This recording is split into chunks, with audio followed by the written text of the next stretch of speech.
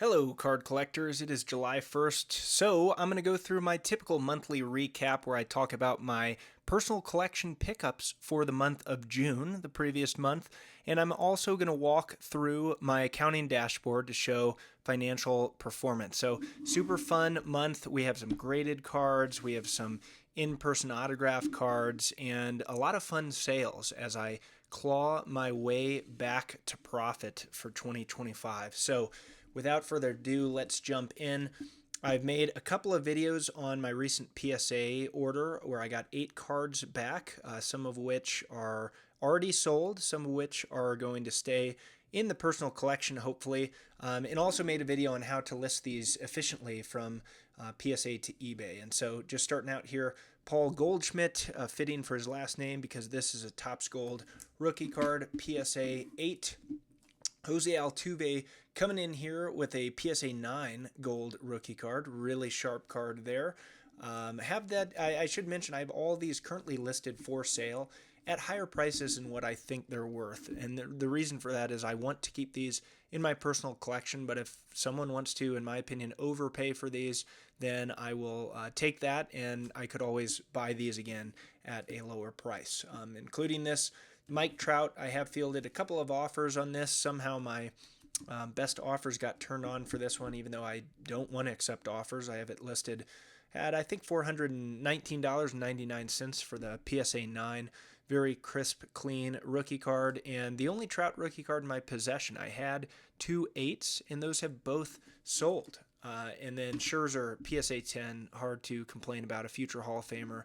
PSA 10, also hard to complain about a PSA 9. Again, a wonderful condition on a card of legendary generational pitcher Clayton Kershaw. So, of the 8 cards, these are 5 of them that I intend to keep for the personal collection. I've sold 2 Trouts, and so the one remaining from that submission is a Joey Votto PSA 8 that is worth less graded after the grading fee than it is raw. So that's a bummer, but we'll see if anyone buys that. Jumping over to my in-person autographs, if you followed this channel, you know that my chief joy in collecting is interacting with players and getting them to sign cards. Now, what's crazy about this one, a few things actually. It's crazy that Shelby Miller is a very, very good pitcher in 2025. You can see this 2013 Topps Heritage rookie card, and it's 2025, and he's basically a closer for the Diamondbacks and having a really nice year. The Diamondbacks came to Coors Field, and Shelby Miller put some ink on this. 11 years after Trevor Rosenthal signed it way back in spring training, I want to say 2014. So I've been carrying around this unsigned card, or I should say it's been in a binder for over a decade. And I really didn't think I'd have a chance at getting Shelby Miller. He kind of was in and out of the big leagues for a little bit, but has had a really nice back half to his career, including this season. So he was really cool to sign for a few of us, Coors Field, and I kind of told him a little bit of the backstory. I said, hey, I grew up in St. Louis, big Cardinals fan, met you at winter warm-up way back in the day. I had him sign some other stuff for me then, and I was like, and Rosie signed this for me at least a decade ago, and I'm thrilled you can sign the card. And he smiled, and he's like, hey, man, I'm happy to sign this card for you and complete it. So I am too. I think this is really nice. I love completing a duel. Anyways, enough talking there. Another guy on the Diamondbacks who signed. I was a little worried with how this would turn out with the black Giants jersey and the blue ink, but actually I think it looks pretty good with some light on it, all things considered, given the state of the card. This one, much better signing background from Ryan Nelson on the 2023 Topps Heritage rookie card. I love this landscape photo. Really an awesome looking card. First time ever getting his signature. And then finally, Jalen Beeks actually got this 2021 Topps Heritage card, like the same unsigned card signed by him back at Rockies Fest. He was a Rocky last year, believe it or not. And this was all I had on hand. And he was one of the nicest dudes that I've interacted with this year. Really, really a kind guy. Signed for everyone. Was talking with folks, and I think he has a neat little signature. So, yeah, duplicate technically, but can't turn down another Topps Heritage signed card. Up next, Michael Tolia on the Rockies side. This is from the Tops Now Spring Training set. So the set they released. Shout out to Sprague Sports Memorabilia for picking me up a set while he was making an order for himself. And nice of Tolia to sign that one and his 2025 Tops. Carson Palmquist is next, and say what you want about quote-unquote unlicensed cards, which is typically the term reserved for cards by like a Panini that doesn't have a Major League Baseball license. But I really like these college cards, and so you can see they have the official college name, the official uniform, and so Palmquist signed these, and he went to Miami, which is a real good baseball school. And I always think it's fun to get like the same card with different variants signed. And these just turned out really good. I really appreciate how they look with the black signature, black on black here. And then I don't even know what they call these. Like I can't keep up with the number of parallels, but they look really good signed. And these cards were probably a couple of bucks, so no complaints there. Up next is a lesson on preparing, and that is because Keston Hiura was on the Rockies and then he wasn't. Got called up from AAA Albuquerque, and he may have started like 2 or 3 games at Coors Field with the Rockies before getting sent back down and taken off the 40-man roster. And so one of my goals going to these games was to try to get specifically these 2 cards signed for my 2021 Heritage set, which I think I'm up to like 60 or so. And one of my autograph friend buddies was there, and he had a big old Baseball America magazine of him, and we were able to get his attention right before the national anthem, and he was super nice to sign both of these for me. And that's probably the only chance, maybe ever, I will have to get his autograph. And so it was great. We actually prioritized getting this over a couple other players who were signing at the same time, and it paid off. So really like adding these. I love these in-action cards. Got a few of those signed by different guys from this set. Really, really enjoy that. On that same night, similarly, Orlando Arcia, not sure how much time he will spend with the Rockies. He's had a real nice time with them so far, but you just never know how long they're going to be around. So was able to get his attention. He signed for just a couple of us who were asking, and got him on the set card. And capping off an awesome night was a visiting player, now playing for the Giants, pictured here with the Indians, Cleveland baseball team, Daniel Johnson. He was out doing some drills, looked like he was maybe nursing a hamstring or leg or something, doing something out on the field, and came over and signed for the folks asking for his autograph. So great to add him, and technically this is a short print in the Heritage High Number set. Up next, Corey Sullivan, great guy, brought out the paint pen for this one, given the black chromatic finish from 2006 Upper Deck Special Effects. Recently opened a box of this, and that is also available on my YouTube channel from an interesting set. All right, common theme here with the next few. Brenton Doyle, probably my favorite player on the Rockies. We got a green refractor.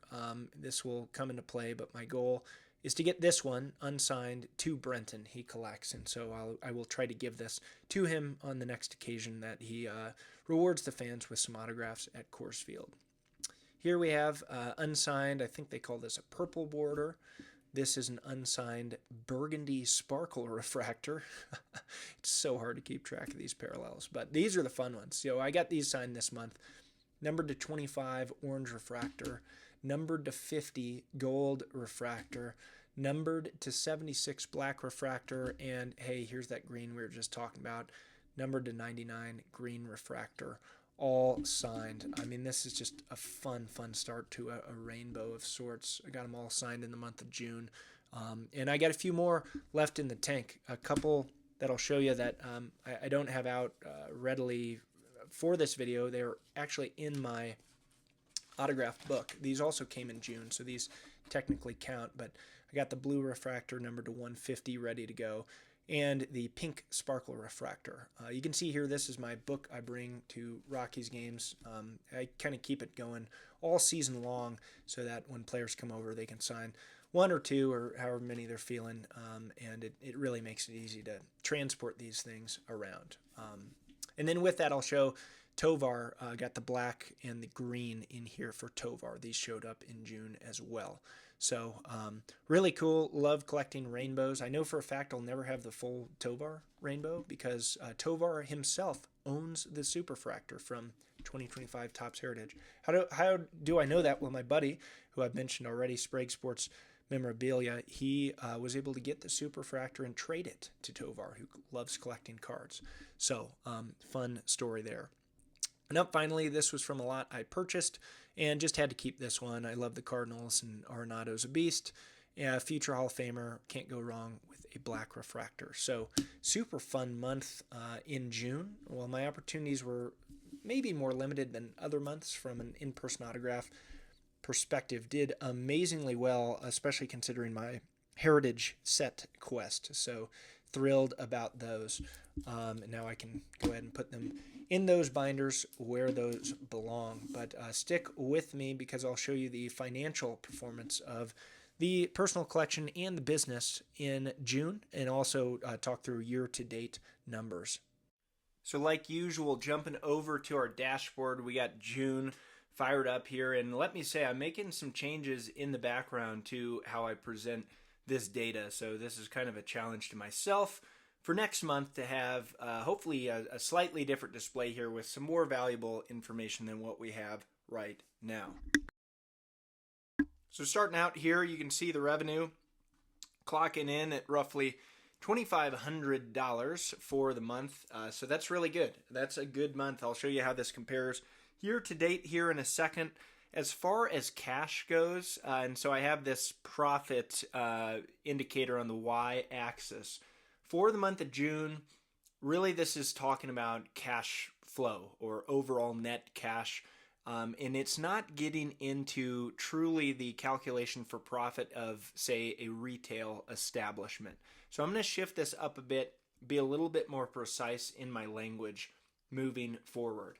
And so you can see here, the good thing is basically our bottom line went up by $452 in just the month of June alone. And that includes, that factors in $159 I spent on my personal collection.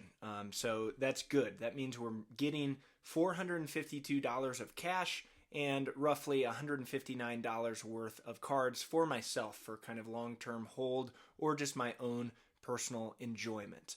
And then that also factors in my business spend, which was just shy or just close to $1,500 or so in the month of June. So looking really good there. Pretty pleased with that performance. Let's go ahead and jump to a couple of our projects. One thing I don't talk about too much in other months, but I do a consignment for my buddy from Sprague Sports Memorabilia. And I give a really nifty friends and family rate to him. So mainly he's the only guy I do this for, and I do this more out of interest. And you can see I'm able to just very quickly calculate how much I owe him, which is really handy. So that's the nice thing about this data. I just punch in the numbers, and you can see in May, I paid him out $95. And he provides the cards. I do all the work to list and ship them, handle missing shipments, refunds, reimbursements, etc. And he gets some cash for his cards that he's not doing anything with. So that's kind of a fun one. As far as other ones, always like looking at like the complete set. So this is my project name for when I pulled a full complete set of Blue Star Parallels 2023 Topps with a print run, $299. Well, I had a good sale of an Adley Rutschman PSA 9 for $40, as well as an Aaron Judge Pop 1, only one graded by PSA. And this really almost finishes up. I got a few lingering in the background, not listed. But let's go ahead and look at what this looks like from, let's say last year. I want to say I opened them in September and immediately went on like a listing spree to get all 660 or so cards.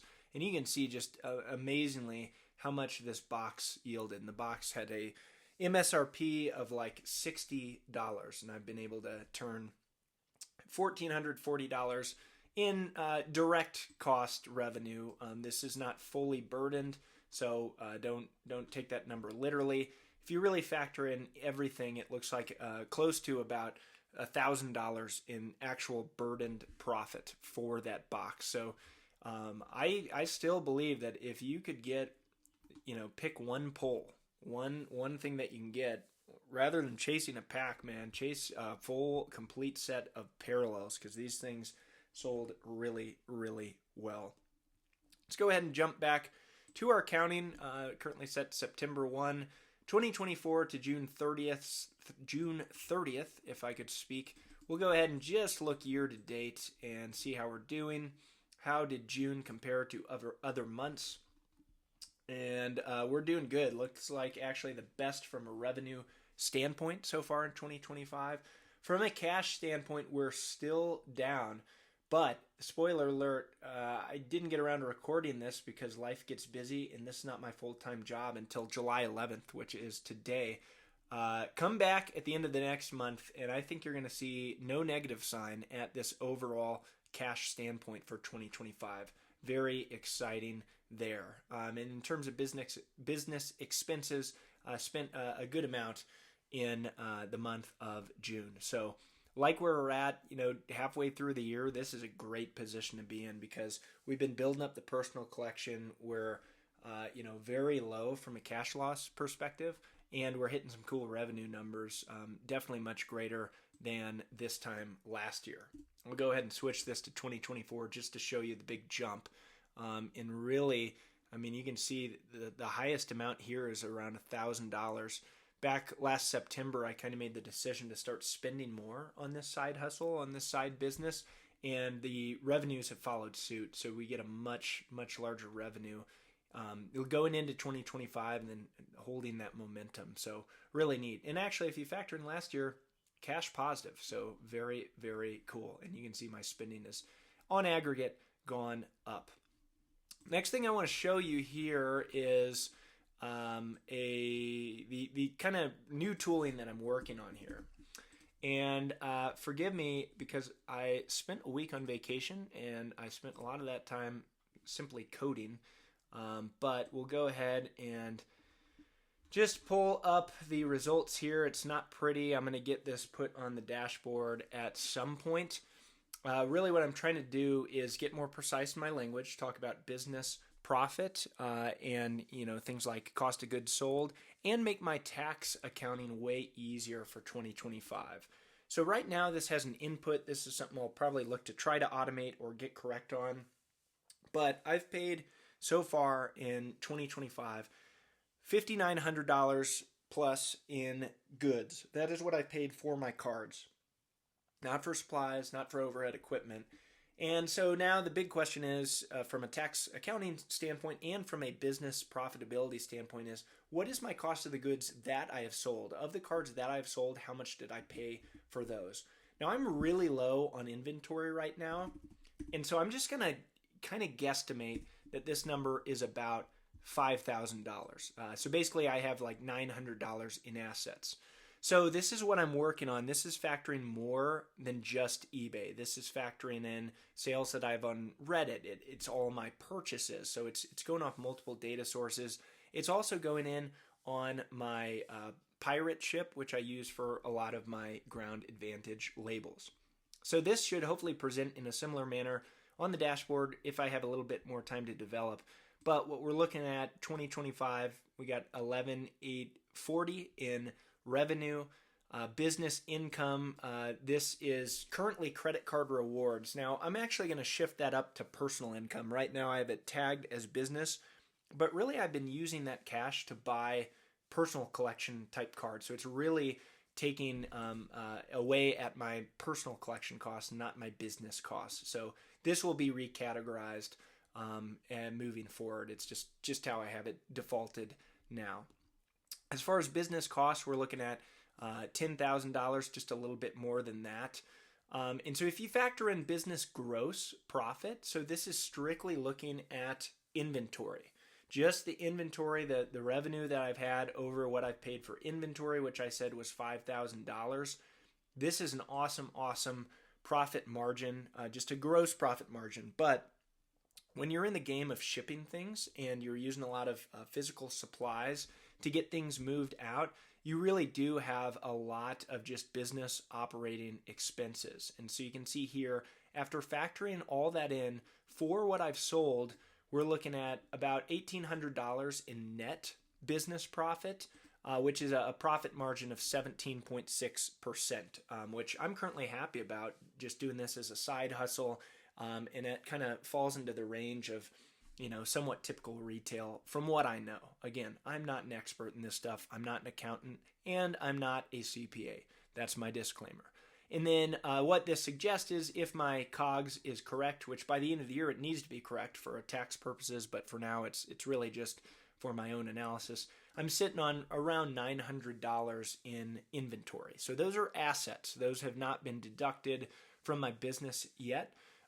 But this is great because it means we're, net profit positive, and assets and inventory, we still have some stuff. Like I said, that's dwindling down. So I've been trying to buy a little bit more. Some of these purchases actually haven't even arrived at my door just yet. And then as far as revenue goes, my overhead rate is sitting around 12%. The next thing I want to do with overhead rate is actually apply that to each individual order, because when shipping things, especially if you have the same shipping practices, the rate is somewhat important, but you can almost think about it transactionally. So for each shipment, how much is my overhead cost for shipping this out the door? So that's going to be another thing that I add moving forward. I have all the numbers set up for it, just haven't done it. And so what this is getting at here, personal purchases, negative 792. Now keep in mind, these numbers here are through July 11th, through today. So I'm giving you a little bit of a spoiler to next month, but $792 in purchases. And so if I deduct that from my business net profit, then we're going to get to that number right there. And that's really not perfectly accurate.